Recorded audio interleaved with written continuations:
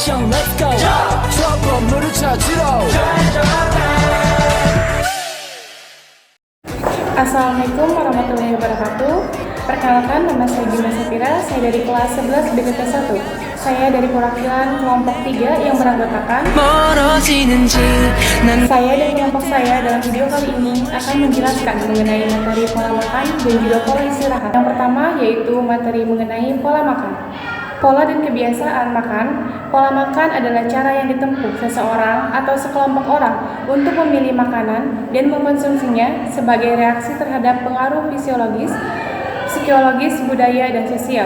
Pola makan memiliki 3 komponen penting, yaitu jenis, frekuensi, dan jumlah. Bicara tentang jenis di Indonesia mengenai pola makanan. Kelompok lauk, hewani, lauk nabati, sayur, dan buah. Sedangkan frekuensi sangat tergantung kelompok umur. Khusus untuk umur di atas 1 tahun, pada frekuensi makan adalah 3 kali makanan utama dan 2 kali makanan selingan. Pola ini berlaku untuk kelompok masyarakat yang sehat, sedangkan bagi mereka yang menjalani diet khusus untuk memiliki pola tersendiri. Pola makan berdasarkan jumlah menggunakan acuan angka kecukupan gizi AKG. Setiap orang sebaiknya menggunakan AKG sebagai acuan tentang seberapa banyak makanan yang harus dikonsumsi oleh dirinya sendiri. Kebiasaan makan berbeda dengan pola makan. Kebiasaan makan sifatnya sangat personal.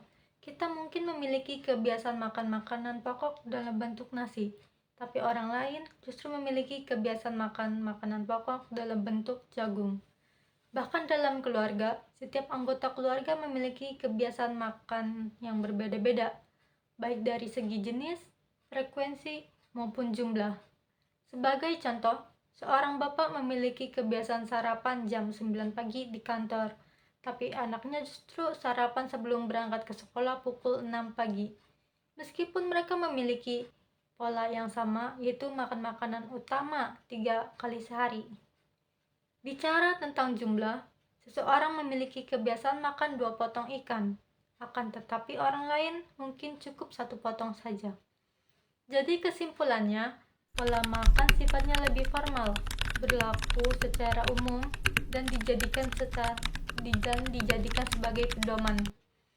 Sedangkan kebiasaan makan lebih personal dan terbentuk berdasarkan selera dan ketersediaan makanan di tingkat rumah tangga. Pola makan yang baik adalah pengaturan makan yang sesuai dengan kebutuhan tubuh kita. Pola makan yang harus memperhatikan 3 komponen penting, yaitu jenis, frekuensi, dan jumlah. A. Jenis makanan berhubungan zat gizi yang terkandung dalam makanan tersebut. Ada 5 macam zat gizi utama, yaitu karbohidrat, hidrat arang, lemak, protein, vitamin, dan mineral. Selain itu, terdapat pula 2 zat gizi lagi, yaitu air dan oksigen. Kedua zat ini seringkali tidak disadari peranan pentingnya bagi tubuh dan bagi tubuh makhluk hidup lainnya. Berikut ini jenis dan fungsi zat gizi dalam berbagai jenis makanan. 1. Protein membentuk jaringan, menggantikan jaringan yang rusak, membuat zat penangkis, menghasilkan tenaga. Lalu makanannya yaitu daging, ikan, susu, unggas, tahu, tempe, dan kacang-kacangan. Yang kedua, lemak, sumber tenaga penting untuk kesehatan kulit. Makanannya itu berupa minyak, keju, mentega. 3. Karbohidrat, sumber tenaga utama pembawa zat-zat gizi lainnya. Makanannya yaitu nasi, jagung, roti, gula, madu, sirup, dan lain-lain. 4. Mineral, kalsium, pembentuk tulang dan gigi, pembekuan darah untuk fungsi normal otot dan syaraf, mencegah kelelahan otot. Makanannya itu berupa susu, keju, ikan yang dimakan dengan tulangnya. 5. Vitamin A fungsinya agar kulit sehat dan halus untuk kesehatan jaringan selaput lendir dan mencegah rabun senja serta pertumbuhan normal tulang. Lalu makanannya yaitu hati, sayuran hijau, buah-buahan warna merah dan kuning, susu, keju, dan es krim. Vitamin B1, tiamin. Manfaat nafsu makan, kesehatan jaringan syaraf, penting dalam pembakaran hidrat arang. Makanannya itu daging, ikan, unggas, telur, susu, beras tumbuk, serta biji-bijian lainnya. Vitamin B2, riboflavin.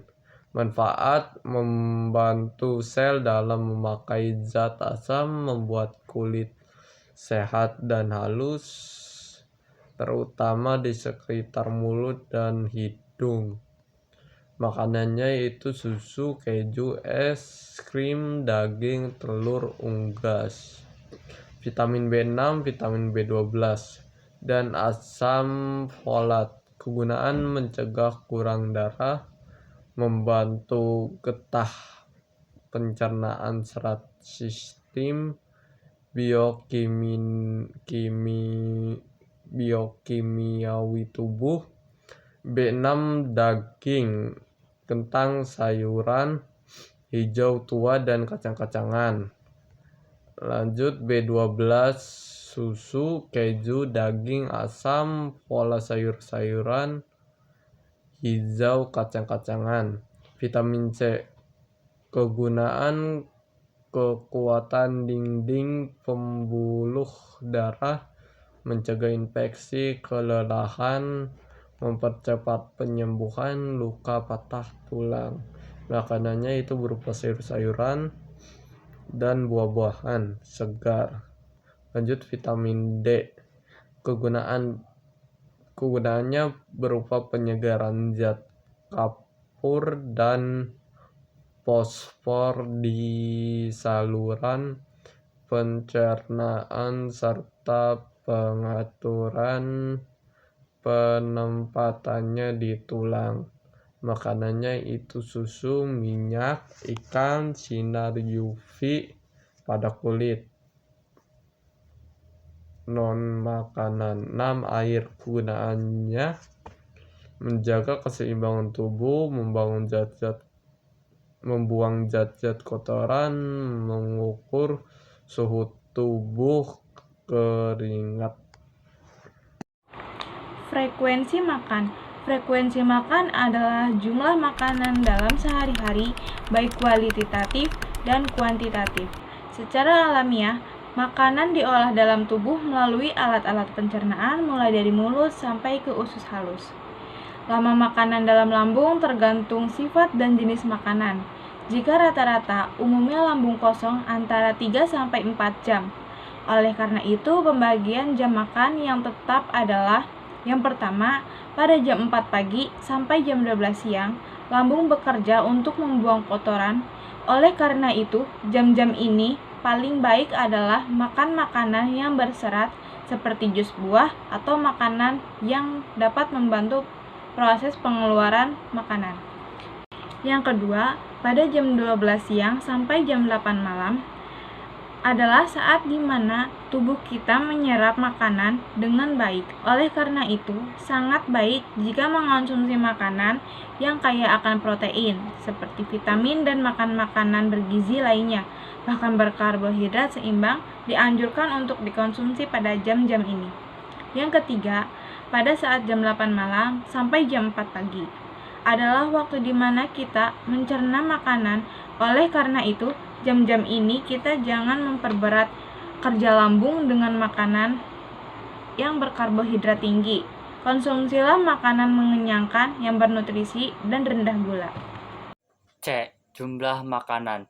Jumlah makanan tergantung dari kandungan jumlah kalori dalam setiap makanan yang kita makan.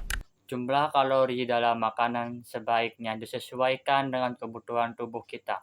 Kalori adalah satuan unit yang digunakan untuk mengukur nilai energi yang diperoleh tubuh ketika mengonsumsi makanan atau minuman. Untuk memastikan agar kebutuhan nilai gizi tercukupi dengan baik, sebaiknya Anda melihat kadar kalori pada makanan atau minuman yang dikonsumsi. Kandungan kalori di dalam makanan dapat ditentukan oleh kandungan-kandungan gizi seperti lemak, karbohidrat, dan protein yang terkandung di dalam makanan itu sendiri. Lemak menghasilkan kalori paling banyak, yaitu 9 gram, sedangkan karbohidrat dan protein mengandung 4 kalori setiap gramnya. Makanan yang mengandung banyak lemak adalah makanan yang mengandung tinggi kalori. Sebaliknya, yang memiliki kalori rendah adalah buah-buahan dan sayur-sayuran, karena mengandung banyak serat dan kadar airnya tinggi.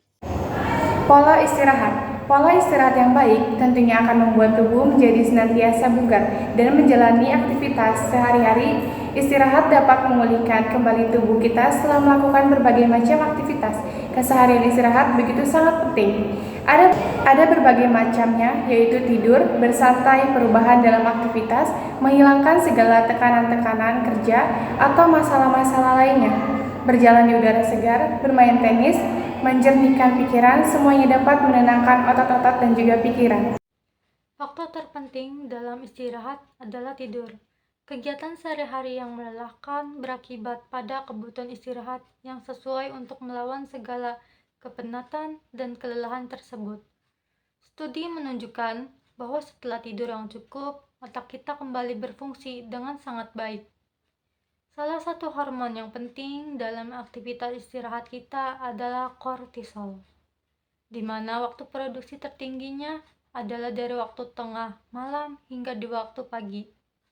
Kortisol memainkan peranan yang besar dalam membantu kita menghadapi atau tekanan yang kita hadapi setiap hari, mengurangi rasa penat dan peradangan. Tidur adalah suatu pemilihan yang besar. Tidur dapat memulihkan sel-sel otot, hati, ginjal, tulang sumsum, perut, dan otak.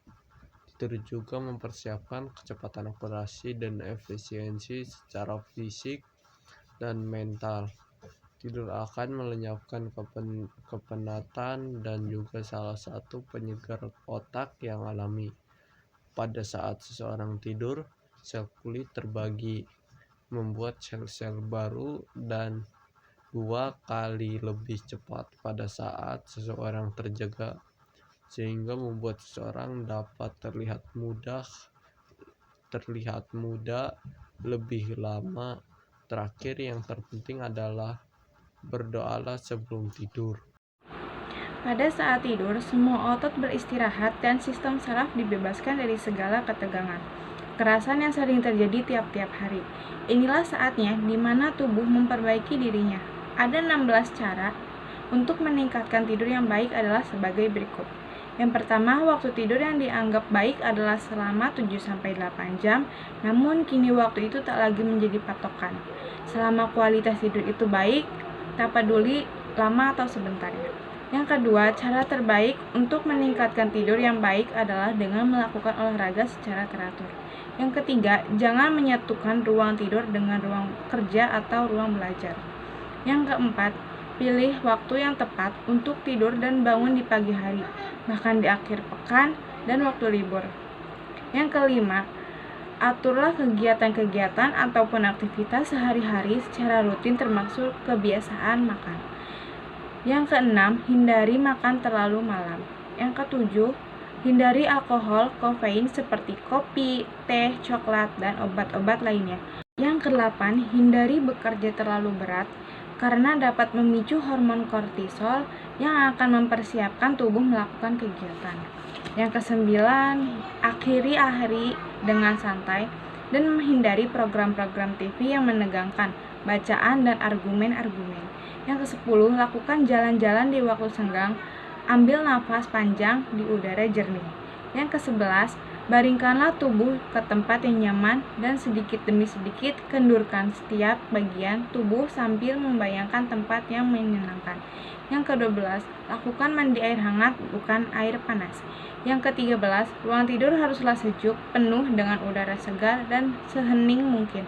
Yang ke-14, pastikan cukup mengonsumsi magnesium dan kalsium mineral yang dapat membantu menghilangkan stres dan mencegah depresi. Yang ke-15, lakukan latihan-latihan penenangan untuk menenangkan pikiran.